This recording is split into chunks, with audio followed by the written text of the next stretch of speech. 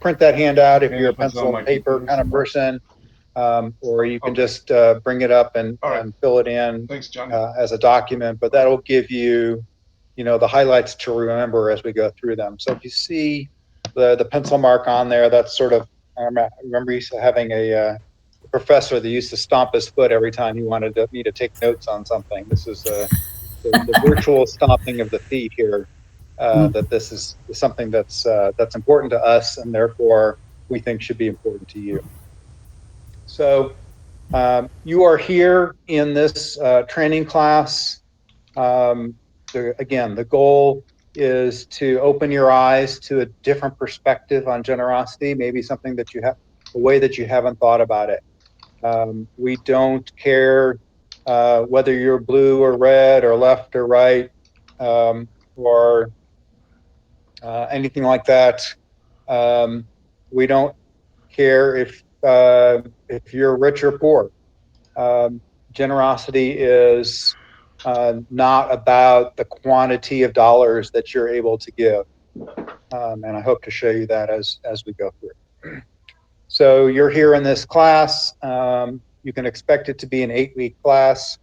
You can expect it to go roughly an hour and a half to 2 hours each time. As Josh mentioned, to those of you that were on the call early enough, you are able to miss one class, and um, we're going to try this time around to record each class as I'm teaching it so that the people that missed the class can see the actual class that they missed, rather than some class that I taught 10 years ago, and I may not be going at the same pace with you as I went with them. So we'll see how that goes. I'll send out a link later in the week if we're able to create one for this class, for any of you that might want to review it, or if you missed the class, then you'll be able to watch the actual class. And I think that'll be helpful for,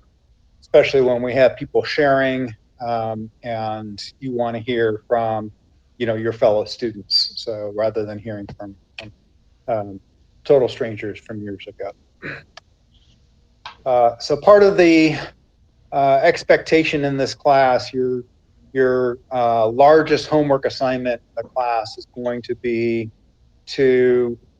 looking at a couple of nonprofit organizations.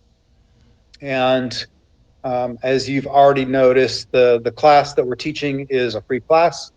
And the grants that you're going to be proposing are grants to spend our money. And so we are using you as our opportunity to learn about new organizations.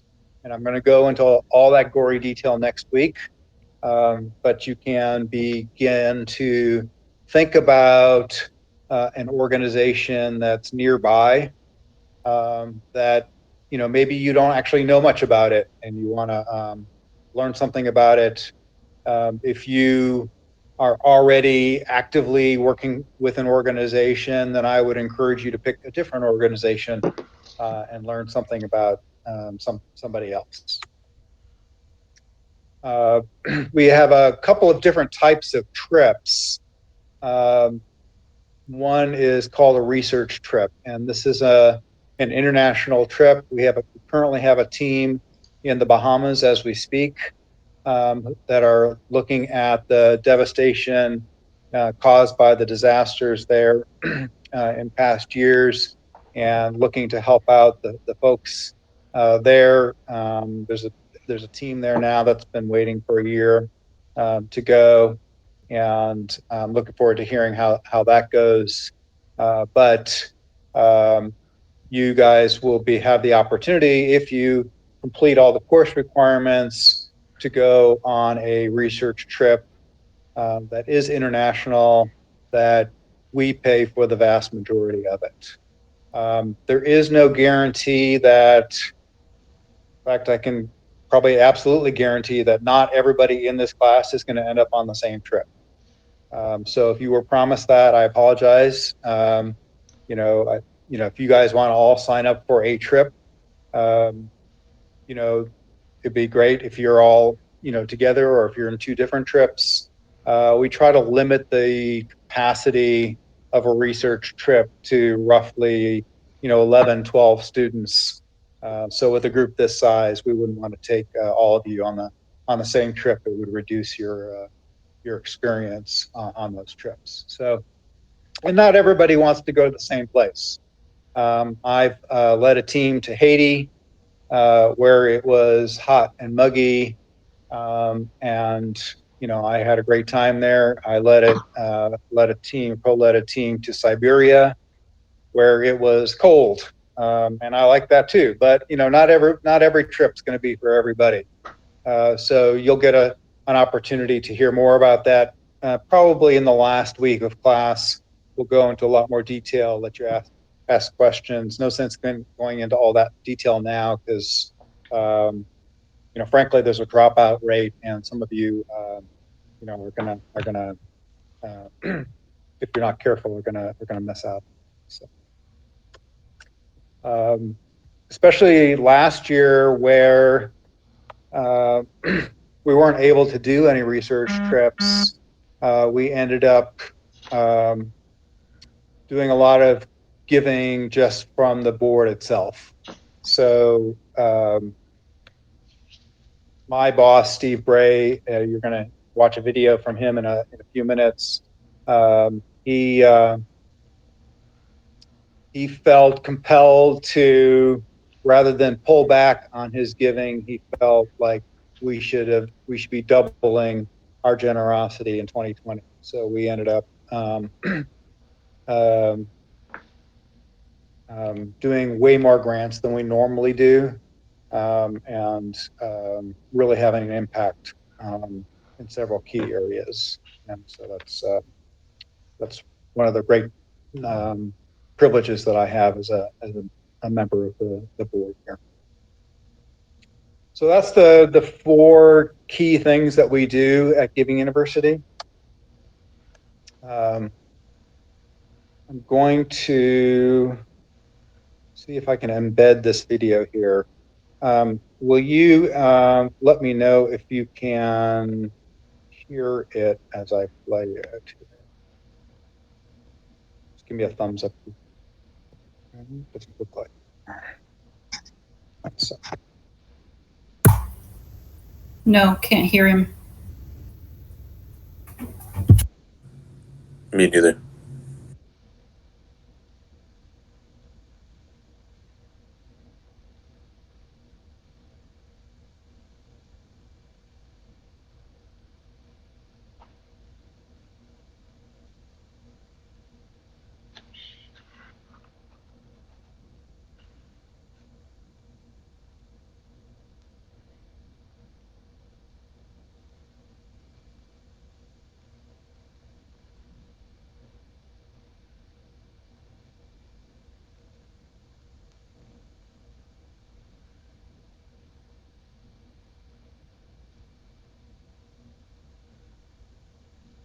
Hey Beth, can you try see if you can share it? From my end, play it from my end? Yeah. Yep, yeah. I will try. If this doesn't work, I can give you guys the condensed version and have you. I'll send you a link. Yeah, Bob Lockery did a cleanup of it, so let me see if I can find that one.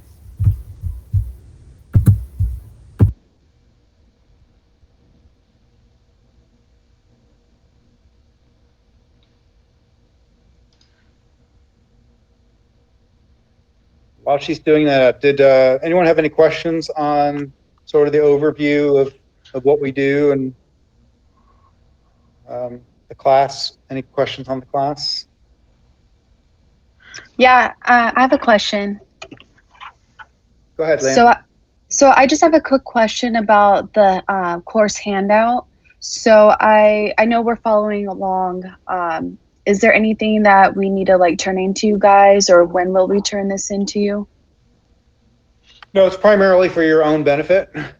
Okay. We've just discovered that, people that take pretty much any class, 6 months later, remember it was a great experience and then don't remember any details of it. So we're trying to uh, give you guys a tool so that you have something to look back on when the time comes, because our goal is to give you guys some life tools that you can share with other people. Yeah. And so the handout is for your benefit. Good Okay. question. Thank you. And Anybody Steve, else? while Beth's looking for that, could I comment quickly on the service trips? Yeah. Steve went over the big overseas trips, which we were excited. We just got them going again, and we're kind of fighting through the COVID thing. The service trips are different. They're a little more hands-on. It's what Josh went on and got really excited about. They're more hands-on trip. We don't grant as much funding, but we do more hands-on work. And usually they're more local to the United States, or we've put some nice little trips into Mexico. So you get a big trip and a little trip is what I like to tell people. And if you like the little service trips, we even help you on additional ones that I think we pay for about half of them or half the trip. So anyway, there's two different types of trips. Yeah, good point, Dan. I appreciate you mentioning that. The service trips that we do, if there's a disaster, I took a team to Florida the year that Hurricane Irene went through, and we spent a week cleaning up homes and helping to just clear debris and that kind of thing. And I see working through the video here.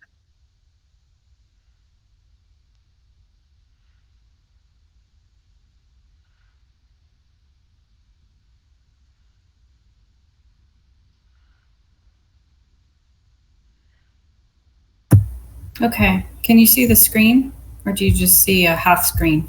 We see your entire desktop for sure, basically. Oh my gosh, there's 1,000 of you. Okay, hold on. The class, Ad infinitum. the If you class, just the class has grown. switch back over to the slides, it should be fine. Or switch back over to the video.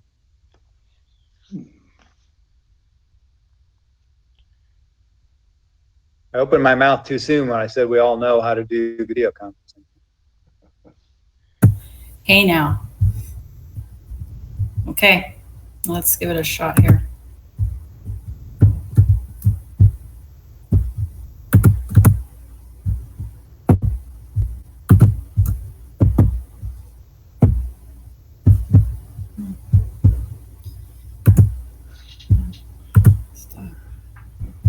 Yep. We need a tutorial.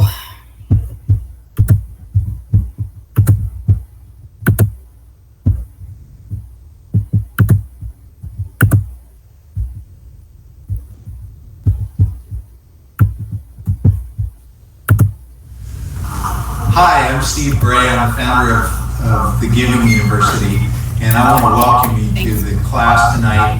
I want to give you a little bit of background on the Giving University and how it came to be. In 2004, I went on a missions trip to Bosnia. A friend of mine asked me if I would support his ministry, and I said, sure. What do you do and how do you do it? And I was curious to see what he was doing in Bosnia. So I asked my oldest son, Chandler, who was 18 at the time, if he wanted to come along with me to Bosnia. And so the two of us traveled to Bosnia, and we toured and saw what they were doing, the work that they were doing in Bosnia. So on the trip to Bosnia, my son and I were beginning to have a conversation about what he thought about the work that was being done in Bosnia. And he asked me, do you really want me to say? And I said, yes, I want your honest opinion. He said, well, Dad, I've seen better work done by high schoolers in Mexico than I do by these apparent missionary professionals. And I said, well, then our work is done here. Let's go. We aren't going to fund this ministry. And he said, is that what we're doing here? And I said, yeah.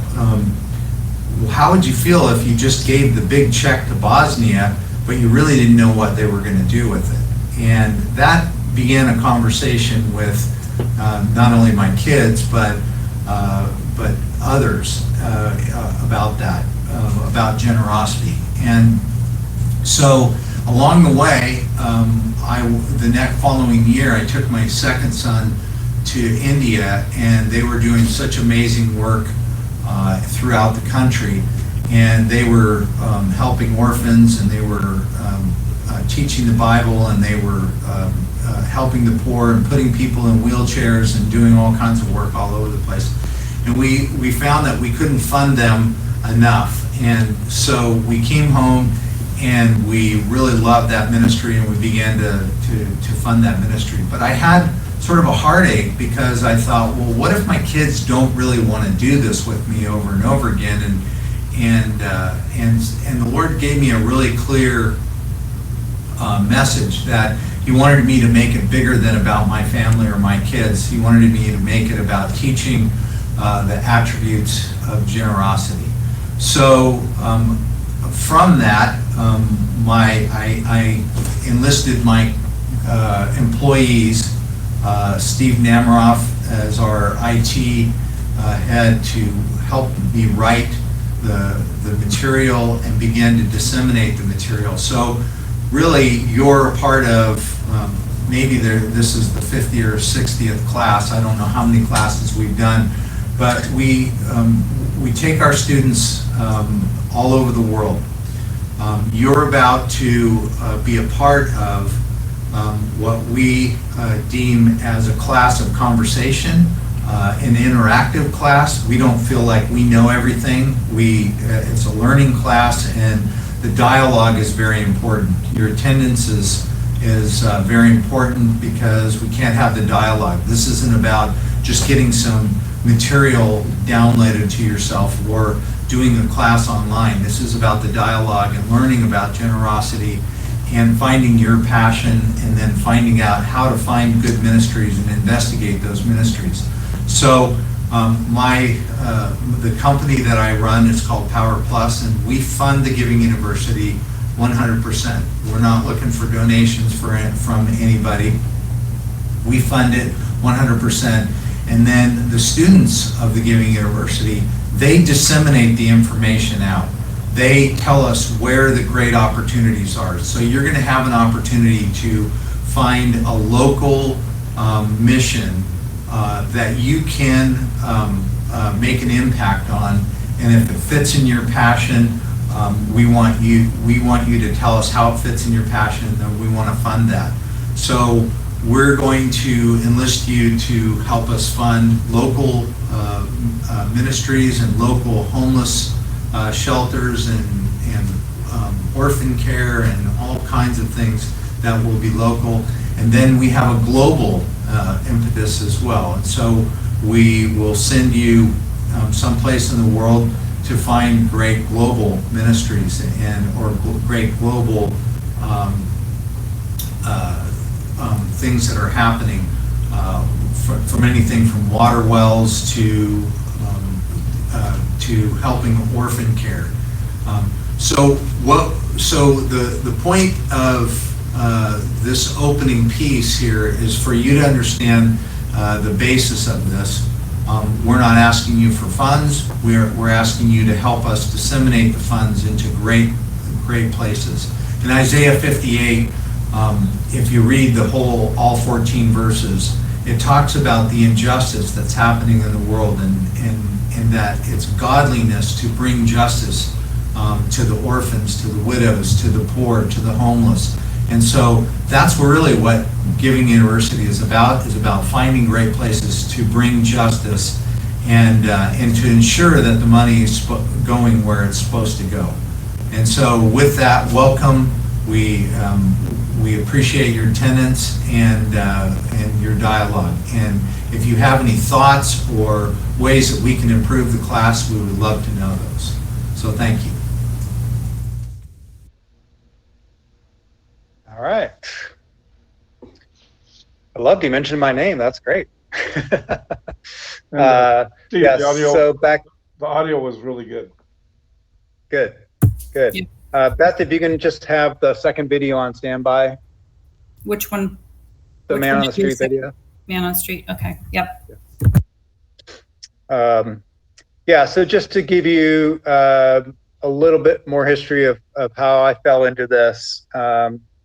Our company, occasionally the management team did team building exercises, and there were 16 of us that decided to hike from the south rim to the north rim of the Grand Canyon in one day. And so that's a 22-mile hike where you're going down for 7 miles and then across for 7 miles, then up for 8 miles. And it's pretty grueling. We had to do a lot of preparation for it, but as it turns out, Steve and I were, in similar shape. We ended up doing most of the trip with just the two of us, kind of leading the pack. And Steve shared his experiences that he just told you about with his sons and his vision for this thing called Giving University. And he mentioned that, that some lawyer wanted to charge him $7,000 to start a nonprofit. And I was pretty new to the company back then. And, so he didn't know much about me, and I honestly didn't know much about him. But I told him, I said, well, it turns out I've actually done all of the IRS paperwork to start 2 different nonprofits already, and I would be happy to do it. And it would cost us about, $300 total, and that's just money that we have to pay the IRS. And we spent the rest of those many hours together just brainstorming over, what the university would be, what we would want to teach people. And Steve is a very visionary type person, very entrepreneurial, very broad thinking, and I'm a very convergent person. I take big ideas and try to make them real, and that's exactly what happened. So I ended up writing this curriculum back in 2005, and so you're getting it from the horse's mouth. Uh, So almost every slide that you're going to see over the next 8 weeks is something that I wrote. It's gone through several editions of editing and improvements since then, but the meat of it is pretty much the same. So just to let you know that if you have any questions or want to broach any subject, you won't scare me, because I've been involved in this thing pretty steadily for the last 15, 16 years. All right, let me back to yeah.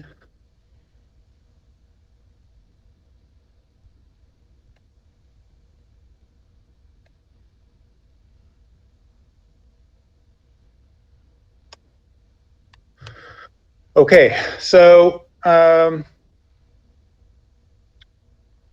already learned a little bit about me. I've worked for Power Plus for roughly 18 years. I graduated from the United States Air Force Academy many years ago.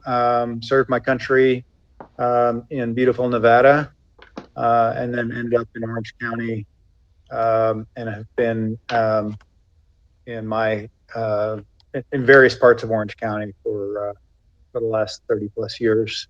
And like I said, obviously I have a passion for this enough to write the course and to continue to teach it. So what I'd like to do is kind of go around the room and many of you know each other, it sounds like, but it would help me if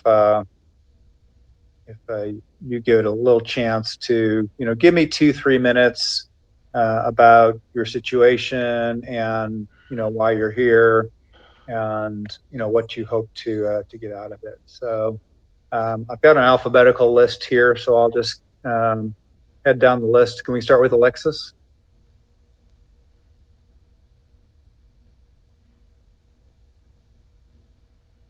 All right, Alexis, you're fired.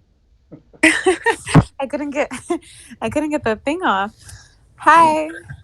Sorry, I don't have the video on. It's been a really long day. I jumped out of another meeting to be on this meeting, so I apologize for being late. But my name is Alexis. I'm a GU alumni. I was part of the Mexico trip that we went on. Also went to the Philippines a couple years ago, and I just love everything about this organization.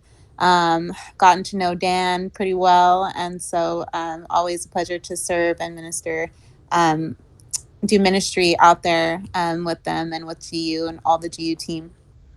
Right now, I'm a social worker for the County of San Bernardino Department of Behavioral Health.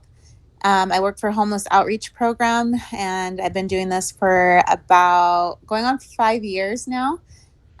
So I get to be out in the field, in the community with our homeless population. I work with chronically homeless and the mentally ill. So it's interesting, never a dull moment, I could say. But I love it. It's become a part of me, and I am a leader in my church. I lead one of our discipleship classes called Freedom at the Way. It's part of our inner healing class, inner healing and deliverance, and so I've been doing that for about 5 years as well. Alexis, was the new module on homelessness and addiction and mental illness part of the class that you took? Part of the class I took in college? No, part of the Giving University class. No. So we've added a new week. I think I'd really like to get your feedback on it. It comes around week 6 or so. I wrote a new module devoted to homelessness and addiction and mental illness. So okay, great. Yeah, I'd love to. Should be fun. Awesome. Good. Brenda. Okay. Hi, so my name is Brenda. I heard about the class from Josh. I just got back from a Brazil missions trip that my church just let out for the young adults. Prior to this, I've gone to a missions trip with my old church, to an orphanage in Vicente Guerrero. So it was like 4 hours past Ensenada. I lead out in kids ministry at church, and I got a prophetic word, and that's kind of where God's leading me to do missionary work. So when Josh told me about this class, I immediately asked him for the email and just to sign up for it, just to see where God will take me. Okay. Yeah. Again, this is not necessarily missionary training, but I think you'll like the dimension that it adds to what you already feel compelled to do. Okay. Fernanda. Hey everyone, my name is Fernanda. I heard about Giving University from Josh as well, and we all served together at church. And I also just came back from the Brazil mission trip. I know I have a gift of just help, so I just love helping like other communities. And right now, I just graduated from college, and I'm applying for my master's in school counseling. And I just really love this organization and just to be a part of it. What did you guys do in Brazil? In Brazil, and we reached and we got to go to a lot of rehabs, so men and women's rehabs, lots of churches. We also visited like a Indian tribe. And we just got to minister to them. We performed skits to them. We shared our testimonies. And it was just amazing. Very cool. Thank you.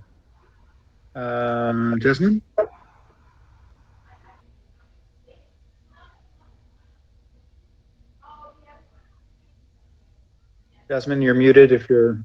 Sorry. Hey, guys.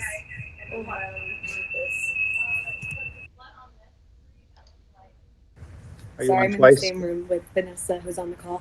I heard about Giving University through Josh as well. We all go to church together.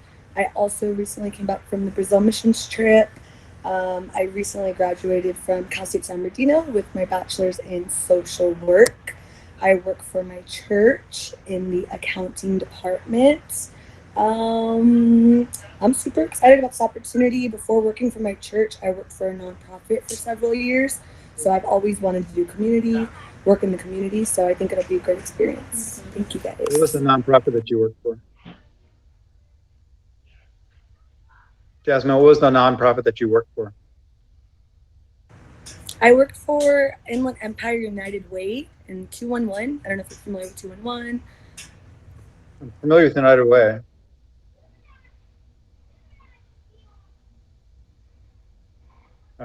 We'll talk about them a little bit. So I'm an equal opportunity picker honor. So please don't be offended if I pick on your favorite organization. Our goal is to evaluate and ask questions and question. Just because an organization does great things doesn't mean they're a great organization.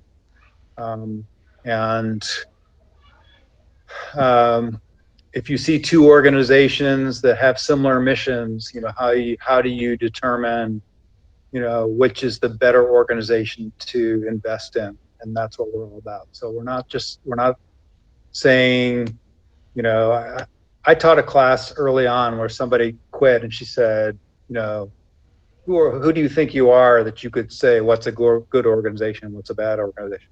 Well, gosh, I feel like, God's given us discernment. And, it's part of my job to figure that out. I can't just give to everybody who knocks on my door, or I'll be funding some pretty bad stuff. So, John. Hey, my name is John. I heard about this organization from Josh as well. I go to the Way Church from time to time. My family goes there. I am a drummer for about 8 years at the Rock Church that I still attend at. And I generally just have a heart for giving, so that's kind of why I joined this. I love to just see what God wants to do with me and just go to the next level. I don't ever want to get comfortable, And I make music on the side, rap preferably, for those who are into that. I go to Valley College right now. I'm still enrolled. I just got one more semester, so wish me luck on the headache. And right now I just work for FedEx, just for the income right now. You work what? For FedEx. FedEx, okay. I was going to ask you if drumming was you able to get a full-time job doing drumming, but I have a cousin who's a drummer on Broadway. He had a full-time job until the pandemic, but nice. He's one of the few people I know that was able to earn a living full-time by doing that. Cool. All right, welcome, John. Junior? Thank you. What's up? Hey guys, what's up? My name is Junior Bedoya. I heard this giving university through Josh. I go right now. I'm about a diesel technician for Nick's Tires, and I'm 1 month away from graduating with my automotive and diesel technology associates. My associates in automotive diesel technology. Just 1 more month. I grew up in church my whole life. I used to do a lot of media back in my home church. That's pretty much it. Great. Good to meet you, Junior. Kaylee? Hi, my name is Kaylee. Sorry I don't have my camera on. I'm a little bit camera shy. But I heard about Giving University through my mom and my sister, because they're GU alumni. Oh, okay. I am currently still in high school, so I believe I am the baby of the class. I do not have any job except for school, so. Okay. What are your plans for after school? After school, I was thinking about taking 1 or 2 years off to do my some business with my family because we have 2 businesses that we're involved in. Okay. And then I was thinking about maybe attending. I don't know if you've heard of FITM. Oh yeah. I was thinking about attending FITM because I want to be a designer. That's great. Great. Welcome. Well, I guess if your mom and your sister liked it, that's a good sign. We don't advertise much, so mostly it's word of mouth, but we don't have too many people that are not fans when we finish. So, Leanne? Hi everyone, I'm Leanne. I also heard about it through Josh and also a little bit about the Mexico trip that he went on. I serve with him and a couple other people on the altar team at church. Right now I'm in school. I am back in school, going to apply for RN program next year. Great. And then one thing about me, I've always been super passionate for people. So it's definitely something in the medical field where I feel called to be, helping people, you know, in their most vulnerable spots sometimes and just being there for them. I also grew up going to mission trips in Mexico. My grandpa started a church out there, and then he also had a church in Anaheim, so he would go back and forth a lot. So we did a lot of missionary work, sometimes just giving like clothes, food to anyone that needs some out there. So it's been a while since I've been doing that. I think the last one I did was in middle school, so many, many years ago. So yeah, I just wanted to, when this opportunity came up, I jumped to it because it's something, you know, I want to start going on and getting back into that giving. Welcome, welcome. Thanks. All right, Luis.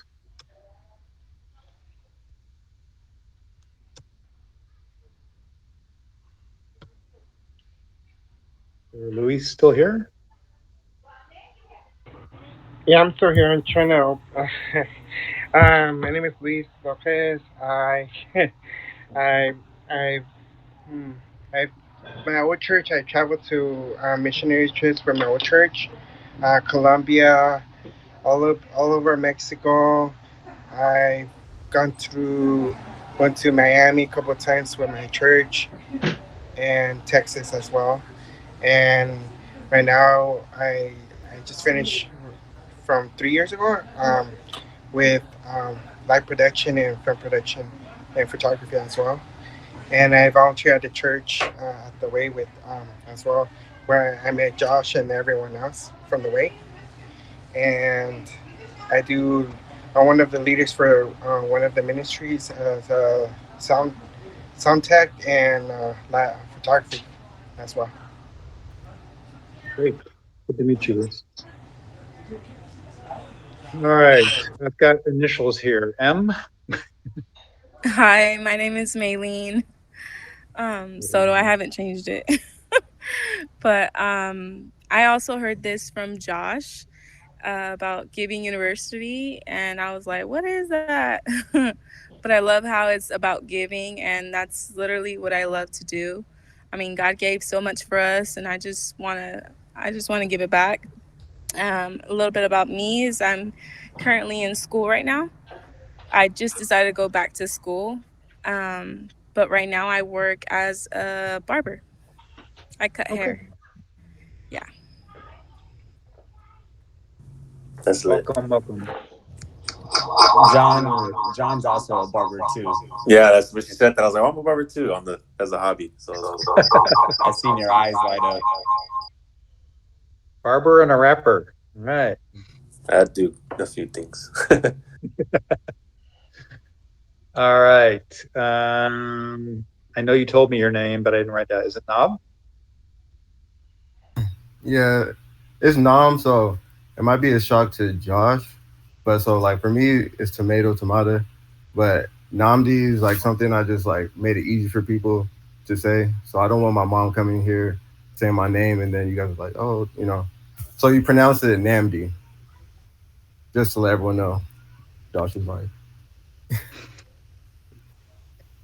But I can't hear you guys. Hey, I'm not gonna lie. I feel betrayed. No, don't feel that way. I've known you since 2011, and I've never known your real name. So that's cool. Thanks. Once you meet my grandma, you know the real me. No, so for me, I serve at my church here in Corona, the Assembly. Recently I became the what's it called, tear up and set down. So I got a leadership role. I work at a residential home, like a group home. So I'm like a counselor for the foster youth ages 13 to 17. And I just love doing that. The kids are great. I've been playing professional football for the last 3 years. I've been playing overseas, which is, new to me. God entered the door for me. So I'm leaving on Thursday to Japan for my upcoming season. So I'll be playing in Tokyo. So yeah, just, embracing the newness and just, letting God lead me in everything. So here, Josh gave me. So it'll be a Monday morning class for you. Yeah, exactly. So it'll be a little different, but I'll be attending. And so my mom, she has a nonprofit organization. She goes on mission trips to Nigeria a lot, and I've gone with her a few times. And so she'll let you know about that. And yeah, Very cool. We've gone to Nigeria twice. Nice. Lagos or? All right, Priscilla. Hi, my name is Priscilla, and also heard about this class through Josh. And I'm really excited to learn about Giving University. I work at Marshall's. I also serve on the altar team and on the freedom team, and I just applied for college. Oh, great. What are you going to study? I don't know yet. I just kind of applied, but I think I want to do law enforcement, or kind of want to be a high school teacher or a social worker. I don't know. I'm just praying about it. Well, you'll have a couple of years to explore those options then, it sounds like. All right, Stelenia.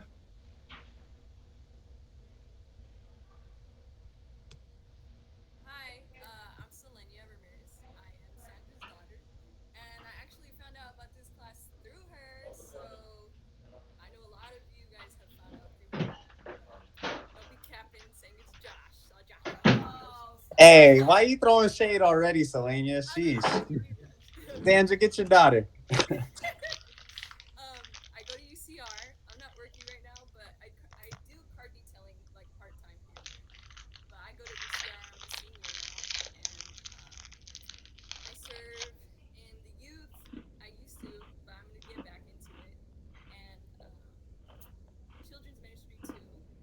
And I just have a heart for the less fortunate, so I'm really excited to see what's gonna happen here. Okay, if you could turn your volume up a little bit. I don't know if you have a mic volume option. You're a little quiet, at least for me. I think I caught everything though. I do a weeknight youth group with 8th grade boys, so I really enjoy working with kids too. All right, Vanessa. Hi, everyone. I have heard about Giving University from Josh's sister, Maya Armstrong. Sorry, Josh. Never mind. But I've heard great things, and so I'm definitely excited to just even be on this call. I work at our church as well, the Way Road Outreach, in the accounting department. I am currently enrolled in school to get my accounting degree, so that way I can grow in the accounting office and better serve the organization. I have been on 3 missions trips. I've been to Peru, Nigeria, and Kenya. And I love what you said, when there's so many places to give, how do we know where to give? And so that's definitely something that I'm looking forward to growing in through these courses of how to basically getting educated in giving. And so, and I serve with our young adults. I love our young adults ministry and small group ministry, and that's all I got. Good. Well, it sounds like, all of you, God has gifted you guys with great hearts. And, so what I'm going to try to arm you with then is, knowledge and passion and ability to put those hearts to good use and to be heading in a direction that makes sense for you and where God wants you to be. So I'm excited about this group. Do we have a late ad? No, that's Priscilla. She just joined on another account. Oh, she's hiding as Angelica. Yeah, that's her mother's name, so that's her mom's account.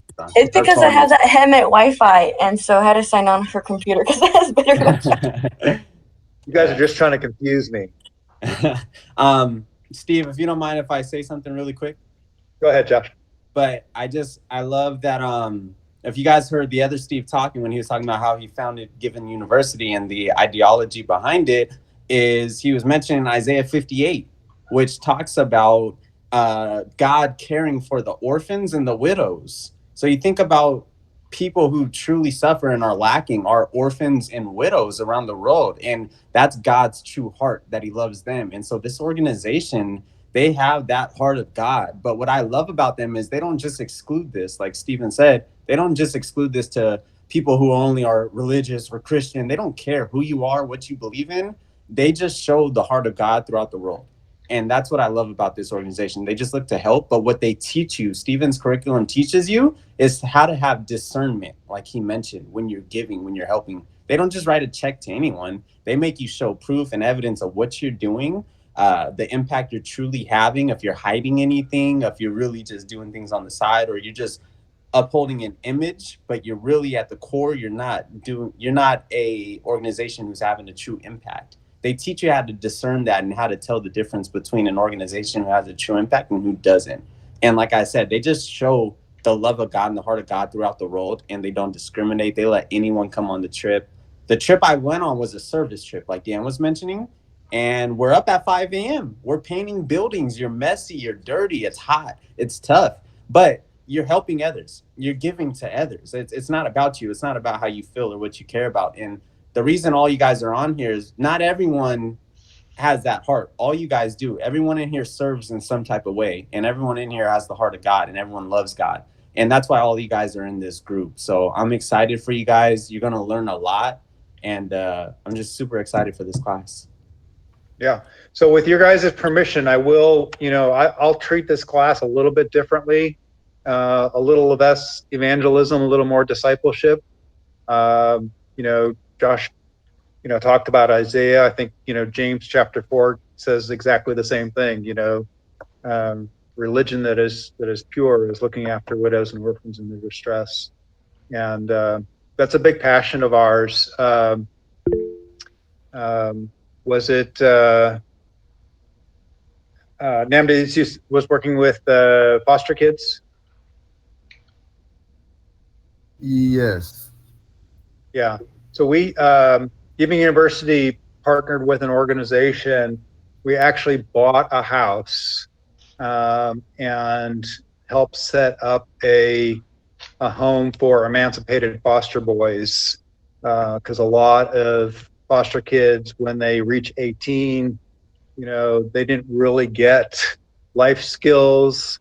They were raised by somebody that just wanted a paycheck, and they weren't poured into. And on their 18th birthday, they're all of a sudden on the street with a trash bag full of their belongings. And so we bought a 4-bedroom house in Fullerton, and that's being used to do a transition year for 18-year-old foster boys, and helping them figure life out, whether that's getting a job or going to school, learning how to budget, learning, what it means to be an adult in this world. And so, yeah, it's a big passion of ours.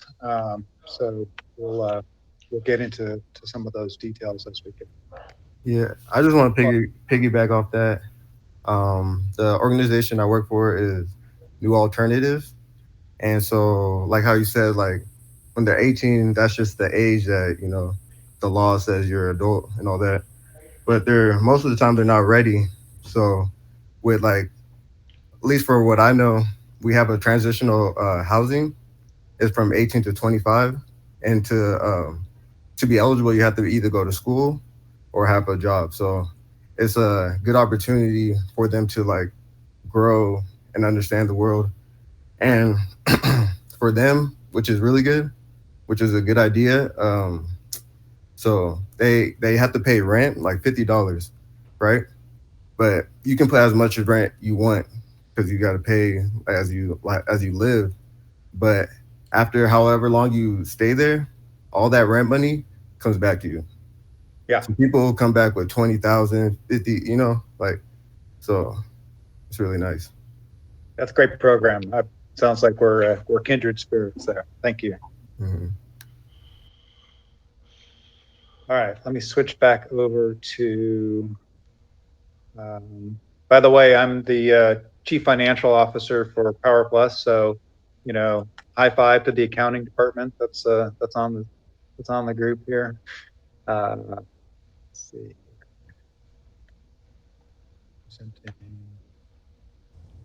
I didn't know you were the CFOC.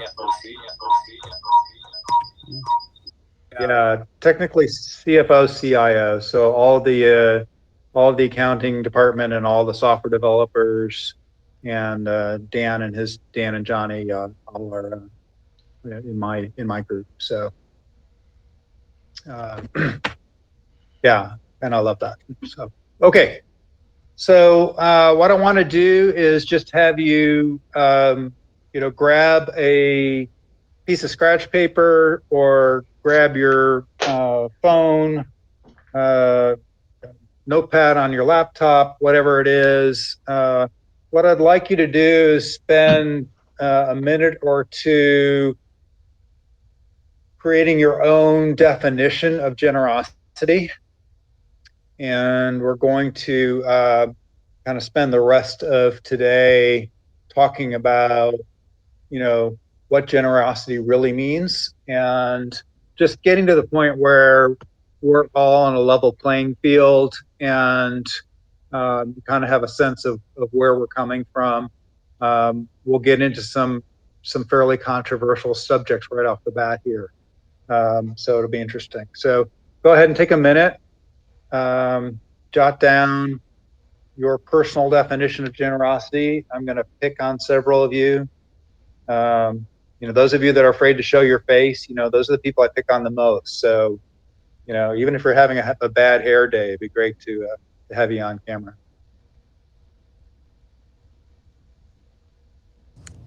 Make sure you call on Alexis first. That's fine. I don't mind getting picked on. I'm kind of used to it. Thanks, Josh. Appreciate you. I got you.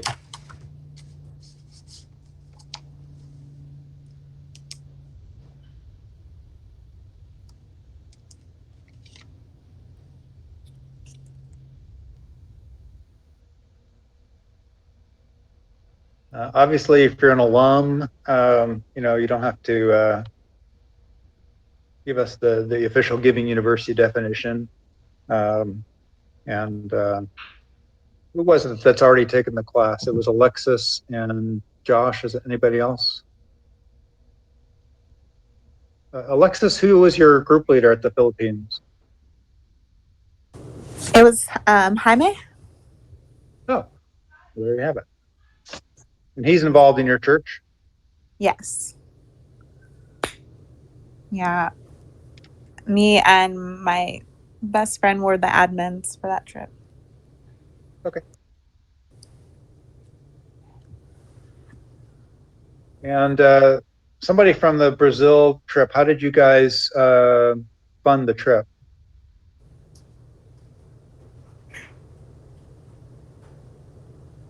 I kind of raised up money, and then some people sponsored me as well.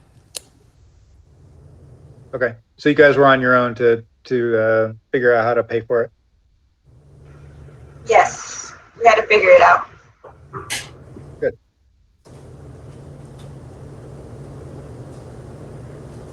All right. Anybody want to volunteer with their definition of generosity? I'll go first. Okay. So the first thing that came to mind was giving without expecting anything back. Okay.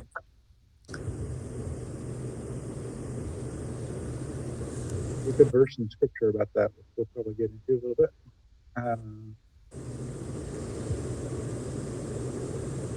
Who else?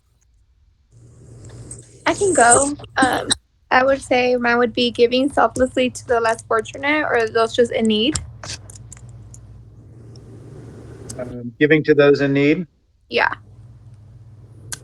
And do you feel like everybody who gives to those in need are, by definition, generous people?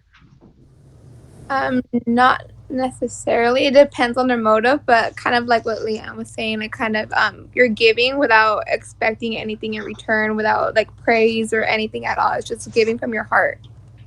Okay. I'll go All right, first. one of the guys. John, what you got? You said Nam or John? John. Oh, for sure. For me, it's just Not Nam, it's Namdi. Oh, for me, it's just simply giving is passing hope to others. Okay. And okay, interesting. All right, who else? I'll go next. I'll go next. Okay, so I would say generosity is having a willingness to give, whether that's your time, resources, finances, and to have a joyful heart while giving. Interesting. So, willingness and joyful heart. Got it. Namdi, did you say something? Yeah, I was gonna give my definition.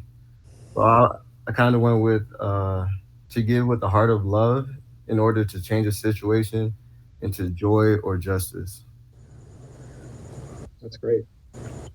Great. Yeah, so there's a purpose to it, right? Anybody else have a thought that wasn't included in what's been mentioned already? I just think, Go ahead, Vanessa. Oh, you can go first, Vanessa. Yeah, it's really short. I just think of the word sacrifice when I think of generosity. Good. Yeah, we're going to talk about that very specifically, Vanessa. So I'm glad you brought that up. But let's get through everybody first, and then we'll kind of dig into some of these thoughts that you guys had. Kaylee, do you have another thought? This has probably already been included, but just kind of caring someone like with your heart. For example, like if I work in a kids ministry at my church, so today there were like 5 crying kids, and I was just like, I just kind of made them happy by talking to them about it. Like I asked them why they were crying, and most of them said because they miss their parents. So I got a paper and crayons for them, and I had them draw some pictures for their parents, and then after that they just got magically happy. That's great. That's great. So what we want to do is kind of think about the difference between being generous and being a giver. Because I think most of you guys have this sense that you can be a giver and not be generous. So what do you think are the distinctions in there? Somebody mentioned, maybe how your maybe willingness. So if somebody forces you to do something and you're giving, that's not an act of generosity because you're being forced to do it. So is paying your taxes an act of generosity? No. You probably don't even want to do it, but you have to do it. But there are people that think because they pay their taxes, they're doing, they can pat themselves on the back because they're helping the poor because our government does such a great job at helping the poor. I appreciate the word willingness in there. What else would you say might be a distinction between a generous person and a giver? Maybe it's unexpected. Being generous, it's unexpected. Yeah, because a I lot think of you of guys talked about your attitude. Do you think it's possible to be generous and not be happy about it?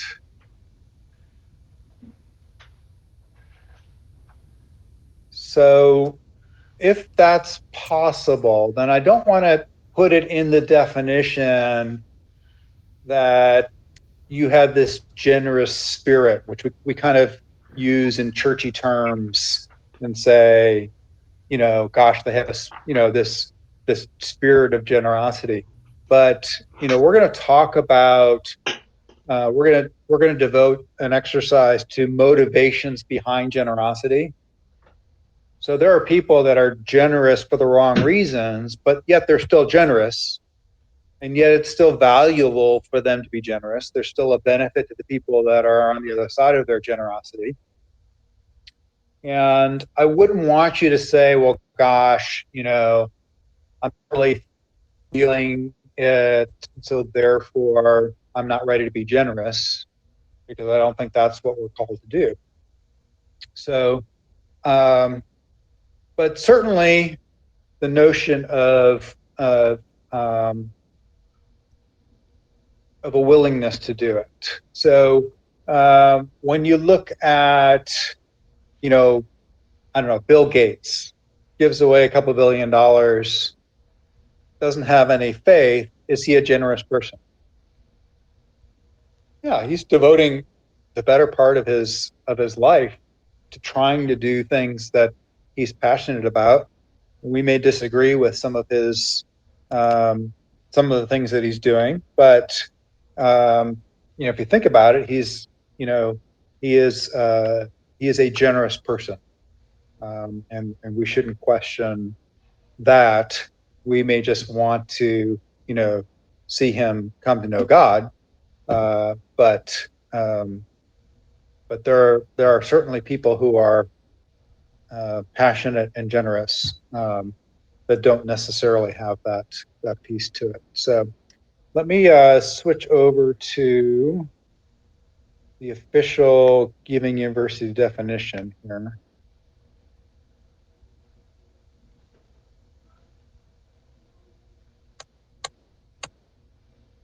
So here's the official definition: freely giving or sharing things we value for the benefit of others. And so there's 4 portions to that definition. Okay, the first one is the word freely, and we've kind of touched on that pretty well.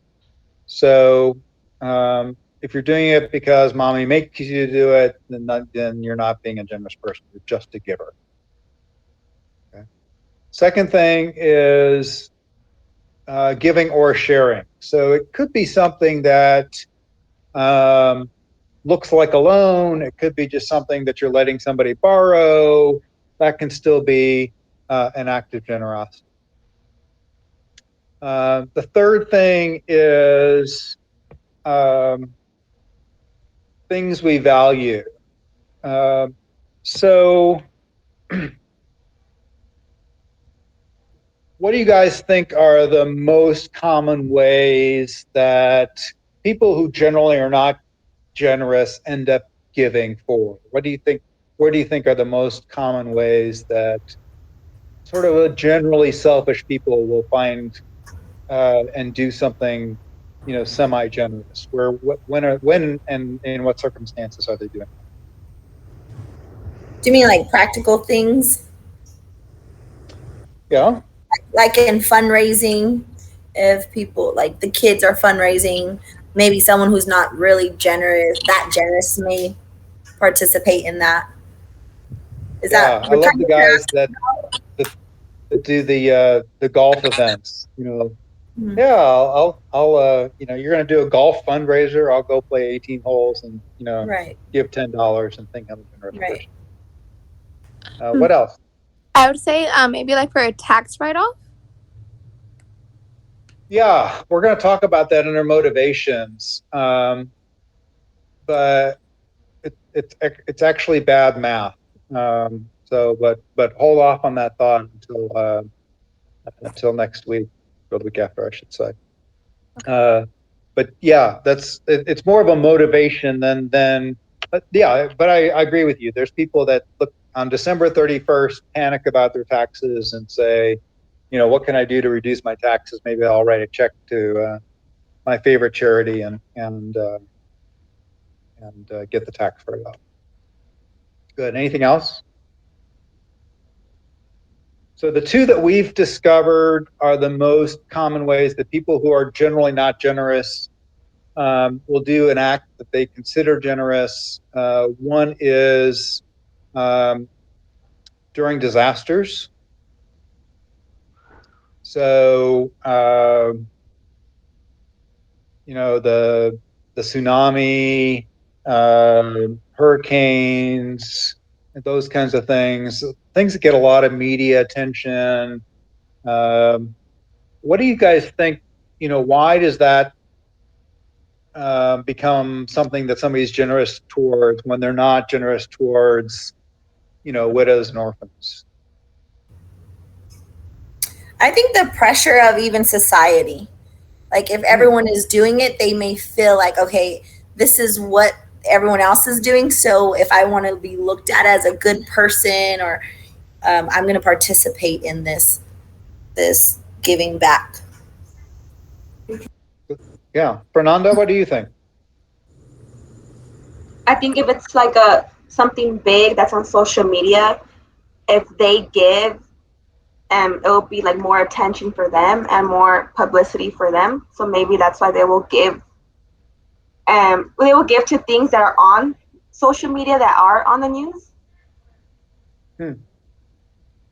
Yeah, that's a more recent issue. Jasmine, were you gonna say something? Yeah, I was gonna say. Okay, sorry about that. I was gonna say also probably like they're not as willing to give to like widows and orphans because of like the stigma associated as to maybe how they became a widow, how they became an orphan, like feeling like it was their own fault versus a disaster is beyond people's control. So people tend to want to give to those types of causes because they feel like it wasn't those people's fault. Yeah. The other thing that we found is that disasters are short term. They have limited scope. So it's easy to say, hey, I'm going to help with this disaster. I know I'm basically going to write one check and I'm going to help out, and it's not a commitment. Whereas, an orphanage or a group home or, handicapped kids or whatever it is, it really is, consciously or subconsciously, it's something we would want, a more of a commitment towards, and people aren't willing to do that. Hey, Steve, your camera turned off. Sorry about that. I was looking at the list of people. I need a third screen. Okay. Let me look at this list of in your guys' definitions. So, somebody mentioned joyful heart. I think again, joyful heart is great, but we don't consider it a requirement for generosity. If you can work your way up the spectrum to the point where it's joyful, then great. I think you'll end up being more and more generous because it gives you a sense of joy, but it doesn't become part of our definition. All right, who was it that brought up sacrifice? Who's willing to admit it? I did, Vanessa Ramirez. No, just kidding. All right. So interesting thing about sacrifice. We use the word a lot, and I think in church circles we probably overuse it. We'll quote the widow's mite, or something where Jesus is saying, give till it hurts, kind of thing. I'm not actually convinced that that was his point, in that when he was trying to just show the distinction between the Pharisee and the widow, was necessarily that it was painful for her. It was really more about the heart and and the motivation. When we talk about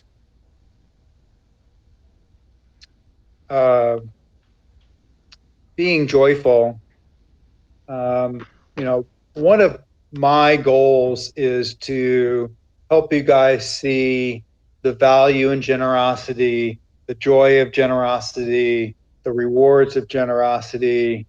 Um, if we get to the point where you're giving 15, 20, 25% of your money and it's giving you joy, my question to you is that really a sacrifice?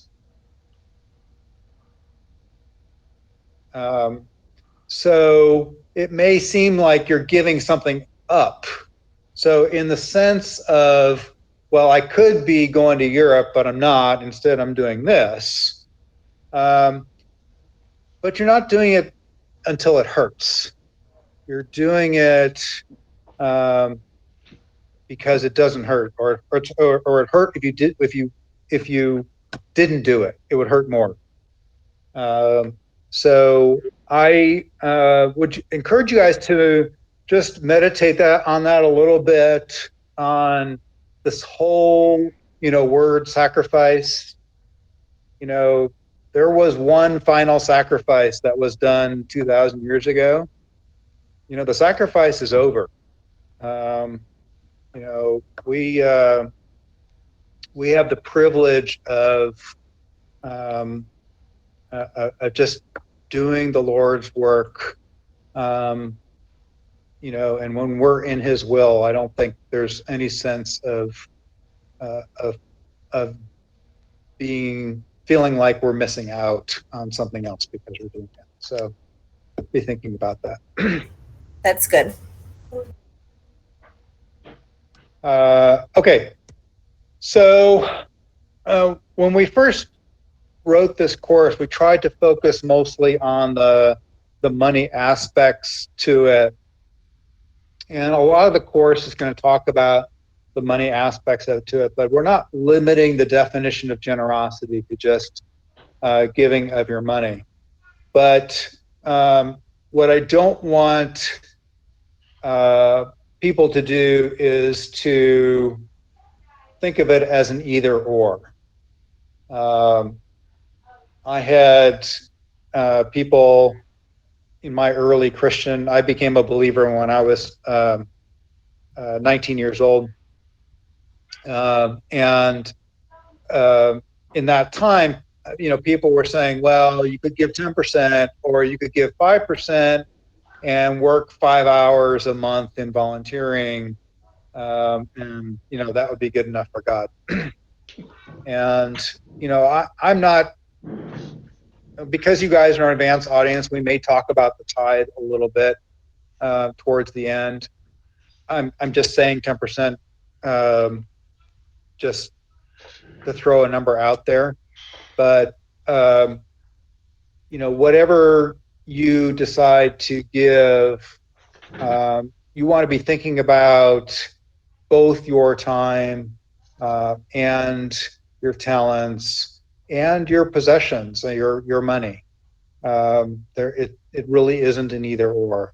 And that's what there are people that need your time, but there are people that need your money. And so hopefully you'll consider that.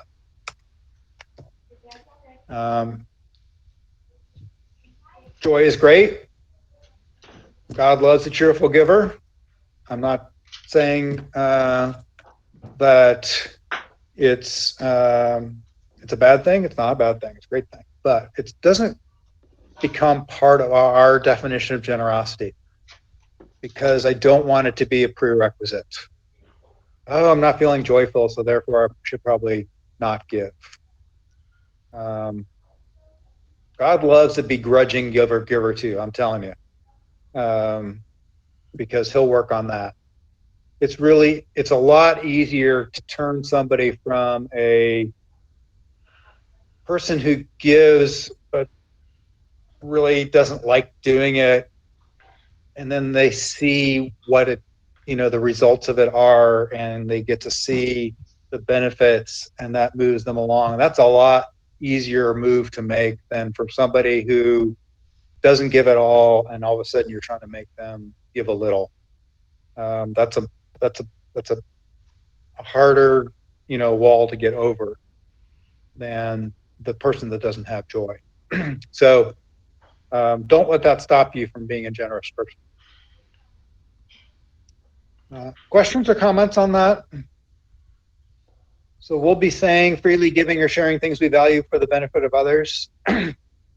My only point on things we value is, we talked about, the number one way that non-generous people give is for disaster relief. The number two way is that they'll have a garage sale, and everything that doesn't sell at the garage sale, they'll throw in a trash bag and they'll drop it off at the Salvation Army or Goodwill.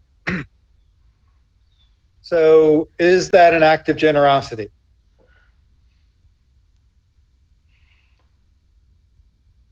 Trick question. What do you think? I would say no. No, because they're just, when they're giving it to the Goodwill, they're not, that's just how you say it. There's, when you have food left over, you're just gonna throw it away. Yeah. That's like So it's this part of the definition that says things we value. So do you value all of your old T-shirts? Vanessa, are you speaking to all of us or just internally there? I see your lips moving.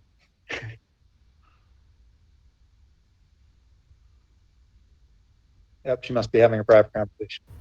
So, no. I was saying how, I was like, oh, that's super good talking about sharing things we've got. I was just excited for what you're saying. Sorry. Got it. I'm a talker. Sorry. Talk away, snap, whatever you need to do. I'm good with it. Yeah. So things we value. So, if it's already at the garage sale, you don't value it. If it didn't sell at the garage sale, nobody else valued it either. So it's the bottom of the bottom of the bottom. Now, that doesn't mean you shouldn't do it. You're a giver. You're taking something that somebody might use and giving it to an organization that might be able to put it to good use. Totally great. I'm not opposed to it, but just don't consider it an act of generosity. And then the last piece of this is for the benefit of others. So why do you think that's in there?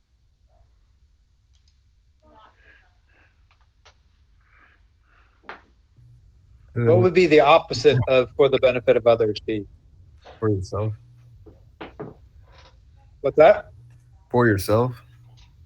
Yeah, for your own benefit or for no benefit of anybody, right? If you're giving something away, I have a stack of cassette tapes in my garage. If I give those cassette tapes away, what good is that? Who's going to need it? Who's going to benefit from it? So it needs to be something, that's done for the benefit of others. And the other key piece of this thing is the word others. I don't know, Beth, are you still on? Are you able to show that other video? Yep, give me a sec. Can you unshare?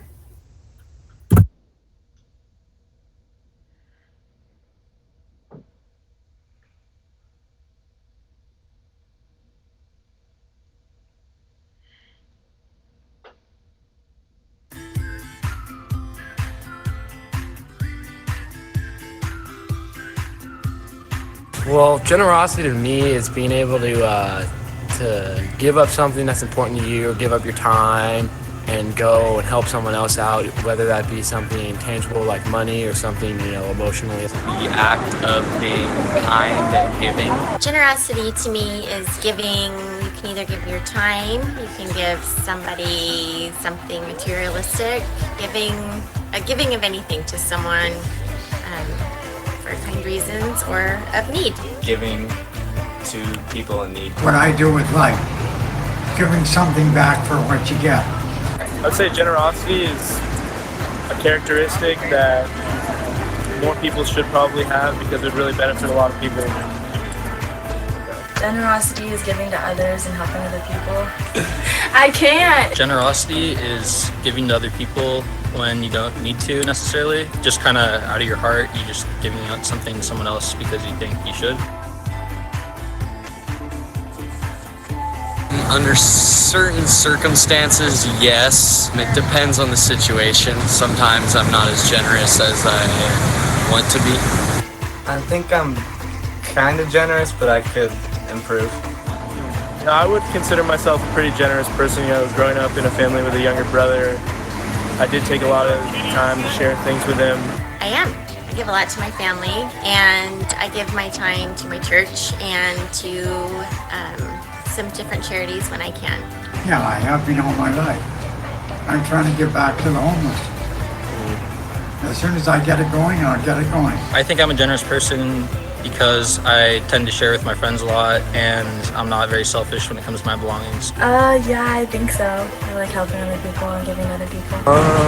Yeah, I would consider myself a generous person. If I were to see, one of my friends or a family going through something tough or need help, I definitely would go out of my way and help them with that.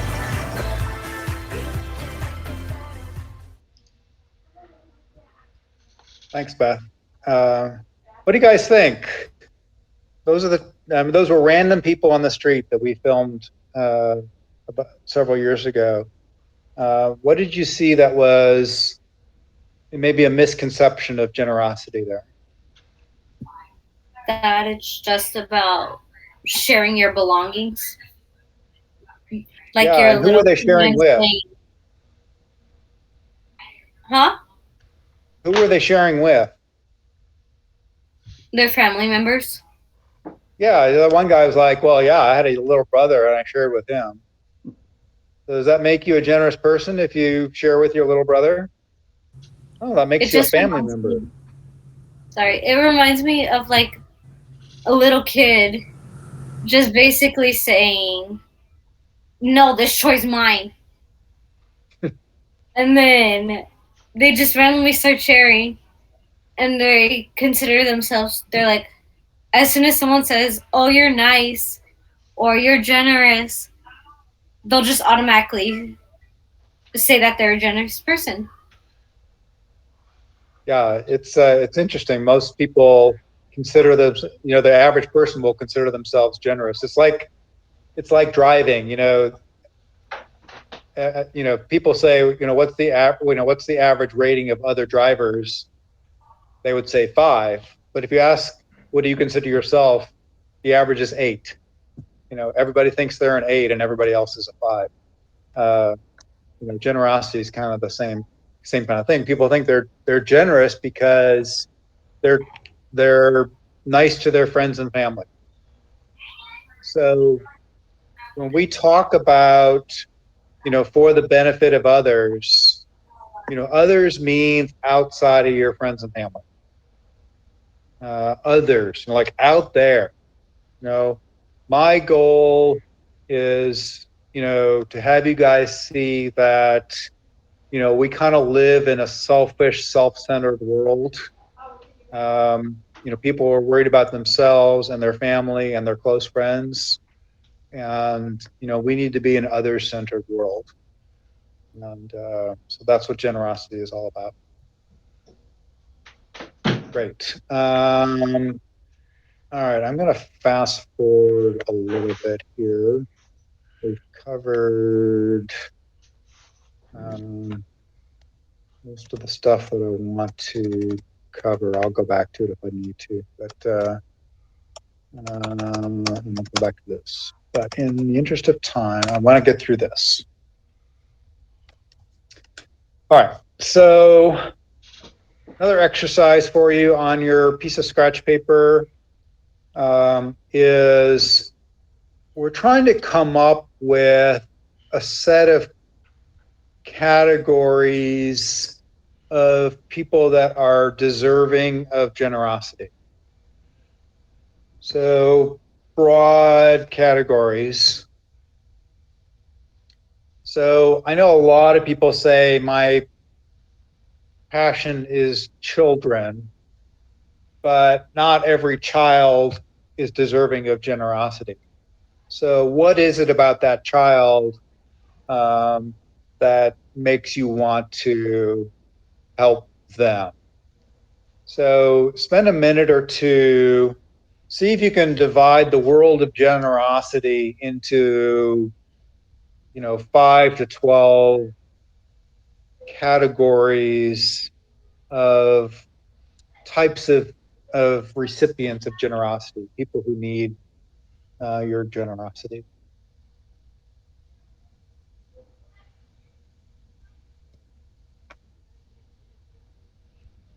I need to turn the light on. So.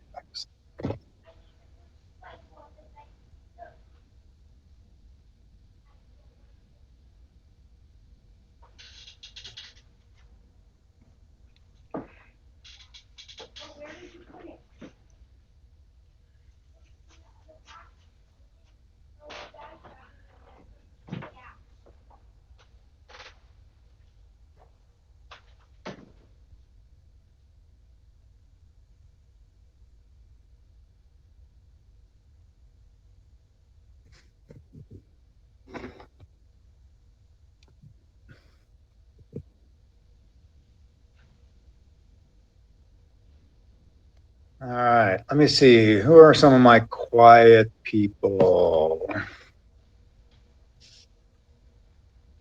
Maylene? Hi.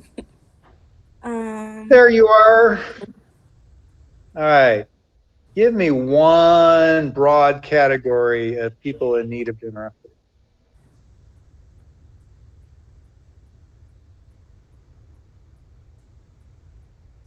Whoever has a need. Yeah, what are the types of needs that people have? Oh, any type of need. Just a broad category of needs. Money. Right? No, that's what they need, but why do they need it? Because they are what? They are. I'm not sure. Well, I mean, who have you tried to help in the past? Anybody? Yeah. Why did you try to help that particular person? Because they needed to get somewhere. Okay. Or it could be too, like, homeless, but Okay, good. All right. So they are in need of a place to live or shelter or something like that. Uh-huh. There we go. All right. That's who else? Selenia? I would say orphans. Orphans are in need of what? Of time, compassion, love. That's what you're giving them, but what is it that what is it that they don't have? A home. Parents. Okay. Yeah. Maybe a loving family. Mm-hmm. I'll take that. What about All right. Who else has got one that we haven't covered yet? Luis? I would say disability of Okay. Yeah, they have a disability of some sort. Junior?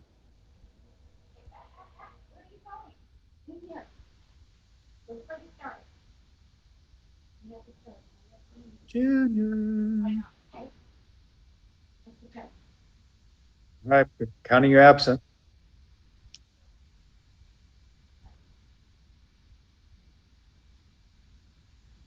All right, Brenda? I'd say like maybe the widows. Okay. I mean, Widows.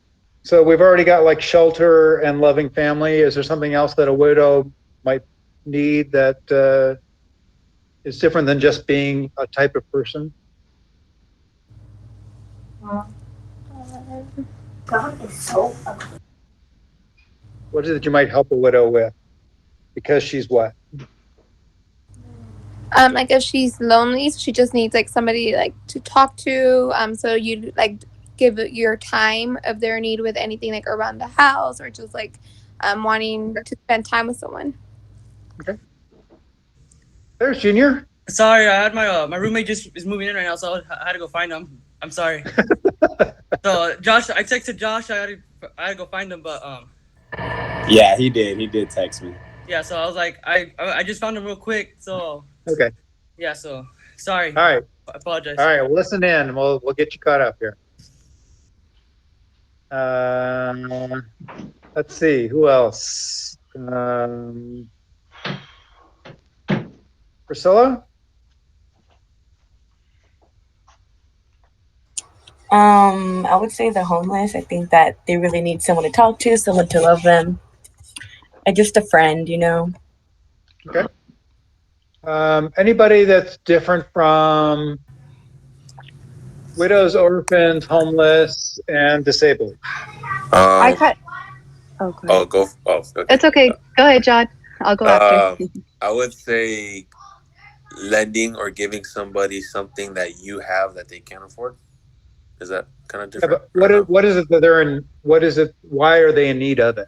Is what we're trying to attack here. Like for example, I know I actually had a family member who didn't have a car at all, nor can afford it. So when I got myself a new one, I just gave him my old one for free. Okay. Transportation sounds like we covered that. Cool. Who was jumping in there? I was Leanne, yeah.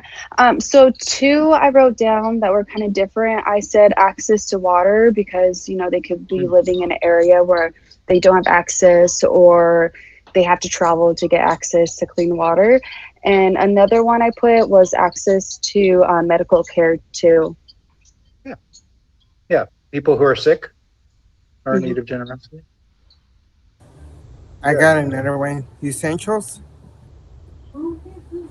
Yeah, I think we're gonna lump all of those things into sort of basic needs. You know, food, water, clothing, shelter.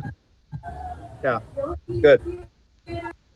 So besides food, water, clothing, shelter, loving family, transportation, sick, what else might somebody be in need of? Education. Education. Education, good. We're almost got them all here. Keep going. Hey, Steve, when we were in Mexico doing the houses, it kind of became more apparent to me that sewage was a real need of a lot of people. Everyone needs more sewage? Well, everybody needs some way to dispose of it. And I mean, less sewage. The houses we were building, we were giving them outhouses as part of the extras. So really it's sewage, you know, it's just the way, it's the infrastructure really of a community. Okay, good. And you guys are missing one of the most obvious ones that ties you all together. Is it food? I was gonna No. say mental health and emotional support. Okay, good. What is it that ties all of you 17 people all together? Love. Spiritual. Spiritual Funding? needs, right. Oh. There are people that are in need of spiritual assistance. Good. Good. Okay, so let me go back to slides here. We're going to kind of cover the broad categories. And this is important because we're going to cover a couple of them that we haven't talked about, but often come up that we are going to say, hey, they may be worthy of your generosity, but we are not going to cover organizations because they don't meet this whole people in need distinction. So first one, we cover people who are living in poverty. People who are sick, we got through that one. People who are oppressed. Not sure we touched on that one, but that's victims of human rights abuses. People who don't have a loving family, we covered that. Widows, orphans, foster kids. People who are affected by a disaster. We talked about that a little bit earlier in the session. That's one of the places where people tend to be generous for at least a short period of time. People who need skills. So we talked about education, but sometimes it's not just going to school. It's learning how to do life skills or job training. And then people who need spiritual guidance. So can you guys think of other organizations that might be a nonprofit but don't fall into any of these categories?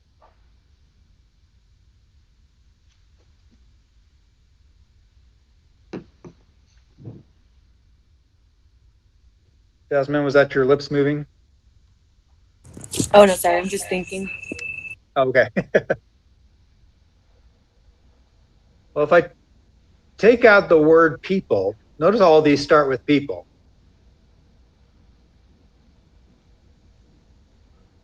Other organizations are working with things other than people, right? Yeah. Save the whales, save the ocean, save the trees, save the puppies, all of those things. So if your heart is towards one of those things, I'm not here to question that. But for your Giving University organization investigations, you need to be looking at serving people in need, not animals in need or the earth in need or anything like that. So stick with avoid the environmental type things. What else? Do you guys know how many nonprofits there are in the United States? Anybody have a guess? You want to throw out a number? We can play higher or lower here.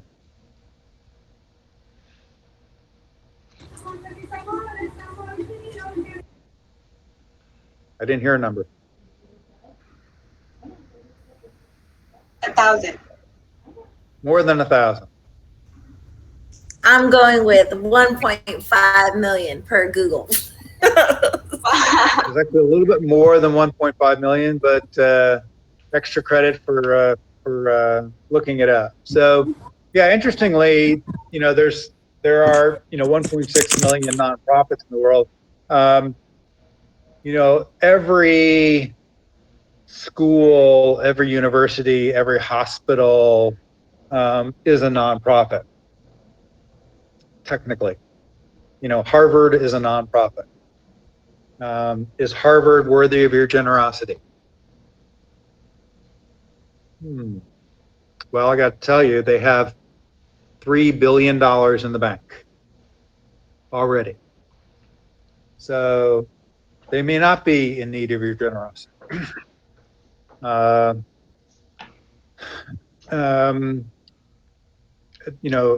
Universities that are trying to raise money to build the next, science center is, might be something noble, but it's not really going for people in need. So avoid that. The other thing we tend to stay away from is trying to cure big ailments. Okay. Many people have been affected by lost family members or have been sick, And so they want to give to the American Cancer Society or the Heart Association or something like that. We tend to avoid, the things that where they need billions of dollars, because it's hard for you to feel like your $20 is really having an impact. So if you have a passion for people with cancer, rather than donating or looking at organizations that are trying to cure cancer, be thinking about organizations that meet the needs of people with cancer or their family members that are dealing with helping to care for people with cancer. Those are the people in need that you want to be thinking about. Questions on that or thoughts? All right, so in the few minutes that we have left, your homework assignment is to review this list of people in need and meditate on it, pray about it, figure out where you feel like you are most passionate about. Which of these categories tug at your heartstrings the most? Where do you feel like you've been led to work with? It sounds like many of you are already in the spiritual guidance area, and that's great. But is there something else in there where you feel like you want to dig in a little bit? So, all right. Thank you all. I realize I did most of the talking. I appreciate those of you that popped in there on occasion. And we've used all of our time. And that happens when we have a group this large. So we will try to start right on time next week. Please try to be here right at 6:30. So that we can start on time and get through all the material. We're just a bit behind, but it's okay. We'll try to catch up. So, Josh, did you have a thought?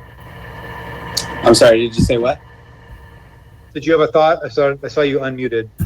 Oh, no, I was just going to say we all appreciate you and Giving University for the opportunity. So we're grateful for you guys. Thank you. And especially for what you guys are doing. After 7 weeks, you may not like me so much. So we'll see. For now, we still like you, though. All right. Have a great week, everyone. And I will be sending out an email each week